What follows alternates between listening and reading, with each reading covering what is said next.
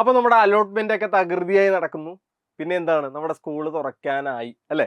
അപ്പോൾ സ്കൂൾ തുറക്കാൻ പോവുകയാണ്. മാത്സ് എങ്ങനെ കൃത്യമായിട്ട് പഠിച്ചു തുടങ്ങണ്ട, പഠിക്കുമ്പോൾ നിങ്ങൾ ശ്രദ്ധിക്കേണ്ട ഏറ്റവും ഇമ്പോർട്ടൻ്റ് ആയിട്ടുള്ള കാര്യമാണ് പറയാൻ പോകുന്നത്. നിങ്ങൾ ഇപ്പോൾ തന്നെ കുറേ ആൾക്കാർ പറഞ്ഞു കേട്ടിട്ടുണ്ടാവും, നിങ്ങൾ 10 പോലെയല്ല പ്ലസ് വൺ, 10 പോലെയല്ല പ്ലസ് വൺ, 10 പോലെയല്ല പ്ലസ് വൺ എന്ന് എല്ലാവരും പറയുന്നുണ്ട്. അപ്പോൾ നിങ്ങൾ അതിൻ്റെ അകത്ത് നിന്ന് മനസ്സിലാക്കേണ്ട ഒരു കാര്യം, ഇവരെല്ലാവരും ഇത്രയും പറയുമ്പോൾ അതിൻ്റെ അകത്ത് ചെറിയൊരു കാര്യം ഉണ്ടാവും നിങ്ങൾക്കൊരു തോന്നലില്ലേ? അതായത് 10 പോലെ അല്ല, കുറച്ച് ചേഞ്ചസ് ഇവിടെ ഉണ്ട് എന്നുള്ളതാണ് ഏറ്റവും ഇമ്പോർട്ടൻറ്റ്.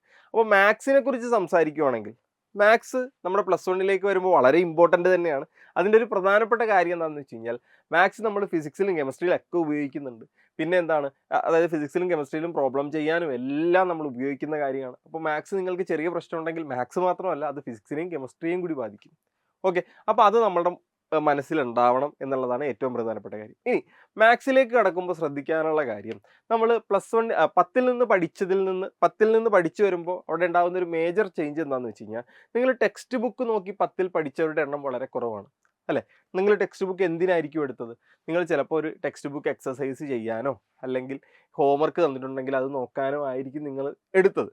പിന്നെ എന്താ, നമുക്കൊരു ടോപ്പിക്ക് അതിൻ്റെ അകത്ത് നോക്കി ഒരു കുട്ടിക്ക് അത് വായിച്ച് പഠിക്കാൻ പറ്റുമോ എന്ന് ചോദിച്ചു കഴിഞ്ഞാൽ, അത് നേരത്തെ പറഞ്ഞ പോലെ അതൊരു ഡിബേറ്റിനുള്ള വിഷയമായിട്ട് മാറും.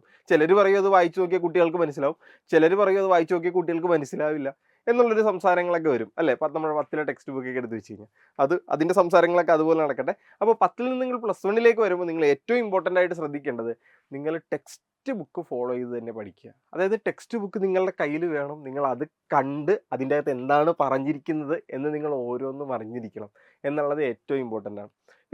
ഇവിടുത്തെ ടെക്സ്റ്റ് ബുക്കിന് ഒരു പ്രത്യേക പാറ്റേൺ ഉണ്ട്. ആ പാറ്റേണിലാണ് എല്ലാ ചാപ്റ്ററുകളും പോകുന്നത്. നിങ്ങളെ പഠിപ്പിച്ചിട്ടുള്ള, നിങ്ങളിപ്പോൾ ഒരു ചാപ്റ്റർ എടുക്കുവാണ്, നമ്മളുടെ ഫസ്റ്റ് ചാപ്റ്റർ എടുത്തു. അപ്പോൾ ഫസ്റ്റ് ചാപ്റ്ററിൻ്റെ പേര് വേണമെങ്കിൽ ഞാൻ പറയാം, ഫസ്റ്റ് ചാപ്റ്റർ സെറ്റ്സ് ആണ് അല്ലേ? ഫസ്റ്റ് ചാപ്റ്റർ സെറ്റാണ്. അപ്പോൾ സെറ്റിലെടുത്തിട്ട് സെറ്റിൻ്റെ ആദ്യത്തെ ടോപ്പിക് ആയിരിക്കും നിങ്ങൾക്ക് ഫസ്റ്റ് പഠിക്കാനുള്ളത്. അപ്പോൾ നിങ്ങൾ ഫസ്റ്റ് ടോപ്പിക് എടുത്തു. അപ്പോൾ ഫസ്റ്റ് ടോപ്പിക്കിൽ പഠിക്കാനുള്ള കാര്യങ്ങളൊക്കെ അവർ ഓരോരോ സബ് ഹെഡിങ്ങുകളായിട്ട് ഇങ്ങനെ പറഞ്ഞിട്ടുണ്ടാകും. ഇത് പറഞ്ഞു കഴിഞ്ഞ് എന്താണ്, ഈ ടോപ്പിക്ക് പറഞ്ഞു കഴിഞ്ഞ് അടുത്തത് ഈ ടെക്സ്റ്റ് ബുക്കിൽ സോൾവ് ചെയ്ത എക്സാമ്പിളുകൾ ഉണ്ടാവും. അതായത് ടെക്സ്റ്റ് ബുക്കിൽ കുറച്ച് ക്വസ്റ്റ്യൻസ് അവർ ചെയ്തിട്ടുണ്ടാവും നിങ്ങൾക്ക് മനസ്സിലാവാൻ വേണ്ടി. അതിന് നമ്മൾ പറയുന്ന പേര് എക്സാമ്പിൾസ് എന്താണ് എക്സാമ്പിൾസ്. ഓക്കെ, ഇനി ആ എക്സാമ്പിൾസ് ചെയ്ത് കഴിഞ്ഞപ്പോൾ നിങ്ങൾക്ക് ആ ടോപ്പിക്ക് ഏകദേശം ക്ലിയറായി. ആ ടോപ്പിക്ക് ക്ലിയർ ആയി കഴിഞ്ഞാൽ അടുത്തത് ഇവർ നിങ്ങൾക്ക് ചെയ്യാൻ വേണ്ടി ഒരു എക്സർസൈസുകൾ തന്നിട്ടുണ്ടാവും. എന്ന് പറഞ്ഞാൽ അവിടെ കുറച്ച് ക്വസ്റ്റ്യൻസ് ഉണ്ടാവും കേട്ടല്ലോ. ഇത്രയും കഴിയുമ്പോൾ ആ ഒരു ടോപ്പിക്ക് ക്ലിയറായി. എങ്ങനെയാണ് അടുത്ത ടോപ്പിക്കിലേക്ക് പോവുക? അങ്ങനെയാണ് ഈ ഫുൾ ടെക്സ്റ്റ് ബുക്ക് നിങ്ങളുടെ മുമ്പിലേക്ക് തന്നിട്ടുള്ളത്. അപ്പോൾ നിങ്ങൾക്ക് തനിയെ പഠിക്കാൻ ഇത് എളുപ്പമാണ് കേട്ടല്ലോ. അതല്ലാതെ ഇപ്പോൾ ഒരാൾ പഠിപ്പിച്ച് തരണമെന്നില്ല, നിങ്ങൾക്ക് വായിച്ച് പഠിച്ചൊക്കെ നിങ്ങൾക്ക് തനിയെ പഠിച്ചു പോകാവുന്ന ഒരു സാധനം തന്നെയാണിത്. കാര്യം ഇത് ഭയങ്കര ഓർഗനൈസ്ഡ് ആണ് നമ്മുടെ ടെക്സ്റ്റ് ബുക്ക്. ഒരു ടോപ്പിക് എടുത്താൽ ആ ടോപ്പിക്കിൻ്റെ എല്ലാ കാര്യങ്ങളും അവിടെ ഉണ്ടാവും. ആ ടോപ്പിക്ക് പഠിച്ചു കഴിഞ്ഞിട്ട് അത് ചെയ്ത് വെച്ചിരിക്കുന്ന എക്സാമ്പിൾസ് അല്ലെങ്കിൽ ചെയ്ത ക്വസ്റ്റ്യനിലേക്ക് കടക്കാം. അത് കഴിഞ്ഞിട്ട് നിങ്ങൾക്ക് ചെയ്യാനുള്ള ക്വസ്റ്റ്യൻസ് ഉണ്ടാവും. ഇങ്ങനെയാണുള്ളത്. അപ്പോൾ നിങ്ങളൊരു ചാപ്റ്റർ പഠിക്കുമ്പോൾ ശ്രദ്ധിക്കേണ്ട കാര്യം, ടെക്സ്റ്റ് ബുക്കിലെ ക്വസ്റ്റ്യൻസ് വളരെ ഇമ്പോർട്ടൻ്റ് ആണ്. എന്താണ്?